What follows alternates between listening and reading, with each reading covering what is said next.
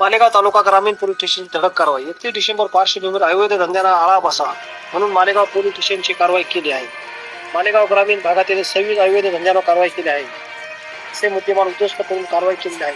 आज चिखलओहोळ, पाटणे, आगार, येसगाव, टिंगरी, झोडगे, दैदी या गावांना मालेगाव तालुका पोलीस स्टेशनसाठी मोठी कारवाई करण्यात आली आहे. पोलीस अधीक्षक श्री देशमाने साहेब, मालेगावचे अपर पोलीस अधीक्षक श्री अनिकेत भारती साहेब, मालेगाव ग्रामीण उपविभागाचे उपायुक्त पोलीस अधिकारी नितीन गणपुरे साहेब यांच्या मार्गदर्शनाने मालेगाव तालुका पोलीस स्टेशनचे प्रभारी अधिकारी श्री राहुल खताळ साहेब, तसेच PSI गोपाल देशमुख, PSI युवराज चव्हाण, पोलीस हवालदार रमेश पवार, पोलीस हवालदार किशोर नेरकर, पोलीस हवालदार विजय वाघ, पोलीस हवालदार हिरालाल खाटेकर, पोलीस हवालदार शैलेश बच्चान, पोलीस हवालदार दीपक फुलवारी, पोलीस हवालदार Devdas Nikam, police Sagar Kumar, police Naik Tushar Ayre, police Naik Umesh Patil, police Naik Kandar, police Hemant Devre, police Naik Rasnes, police शिपाई पोलीस शिपाई रतिलाल वाघ, पोलीस शिपाई योगेश मुंडे, पोलीस शिपाई दीपक मुंडे, पोलीस शिपाई तुषार देशमुख, पोलीस शिपाई मयूर पावसाळ यांनी गावठी दारू बनवण्याचा भाट्या उद्ध्वस्त केले असून गुन्हा दाखल करण्याची प्रक्रियेचा नाही.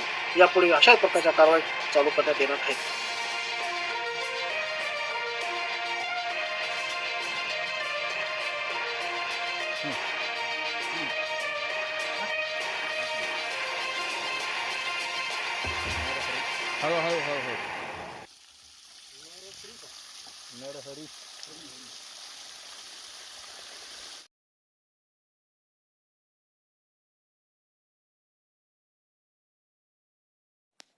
हा, कोणती शिवर आहे? चिंचावड ना?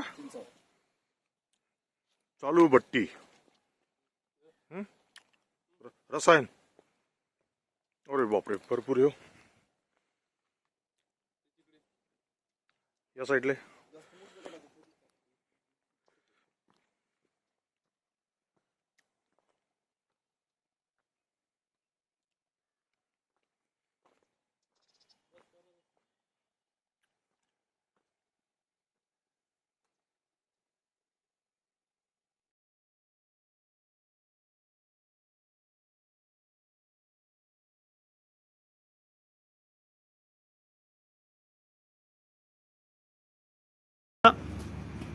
उषा वर्मा मॅडम उपायुक्त नाशिक विभाग तसेच श्री शशिकांत गर्गे साहेब अधीक्षक राज्य उत्पादन शुल्क नाशिक. मालेगाव राज्य उत्पन्न शुल्क विभागाची मोठी कारवाई.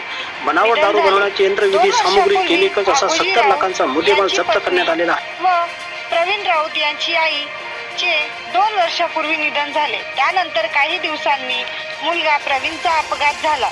त्यात तो गंभीर जखमी झाला. उपचार मिळाले पण त्याचा एक पाय काढायची वेळ आली. या आजारातून तो सावरत असताना काही दिवसांनी पुन्हा त्याची प्रकृती पुन्हा बिघडत गेली आणि मुलाची प्रकृती सातत्याने ढासळत असल्याने पिता देखील मुलाच्या दुःखाला